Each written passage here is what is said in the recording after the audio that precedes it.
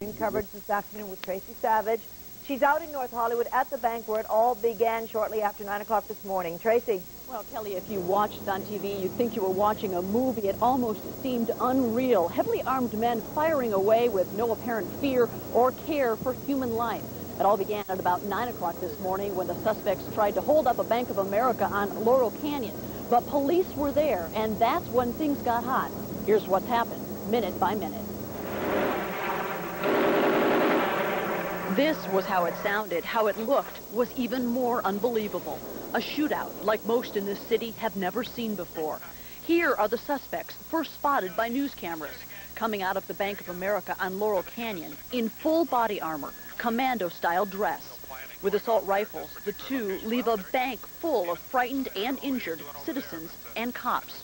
They continue on their shooting rampage. It sounded like a jackhammer, and it just all of a sudden, Chuck here said it wasn't a jackhammer, AK-47, just rat-tat-tat-tat-tat. That rampage injured at least 5 citizens and 8 LAPD officers, including this officer who was pinned down in a parking lot near the bank by the gunfire. Fellow officers bravely risked their own lives to come in and rescue him.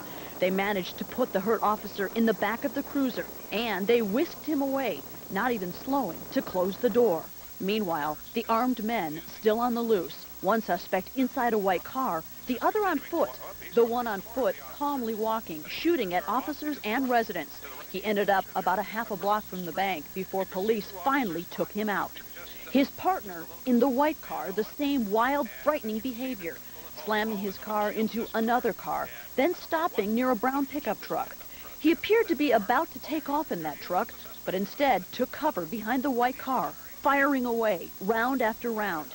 He, too, was finally taken down by officers. These two, no regard for anything, deadly criminals.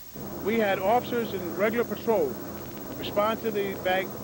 They and the citizens in the area were immediately, as you saw on television, shot at and shot with semi-automatic and automatic weapons. We're still trying to determine what type of weapons they were, but the one weapon that we've identified could go through a bulletproof vest at 200 yards.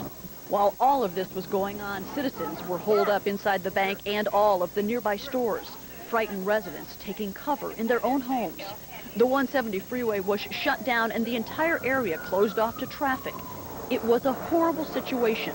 With so much firepower, though, it's incredible no innocent person or officer was killed. I'm very, very proud of the LAPD, the way they responded today with bravery, with commitment.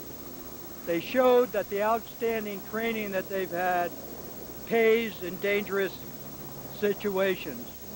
And we're back here live. It was a remarkable day. Now, the good news, we're told that all that were injured will survive. The 170 freeway has been reopened, but all of the streets in this area are still closed and could be closed for hours, if not days. Detectives still have several crime scenes to investigate, and at this point, they still don't know if there are additional suspects on the loose. Our Patrick Healy is live about 2 blocks from here, where police have been searching. Patrick, what's going on?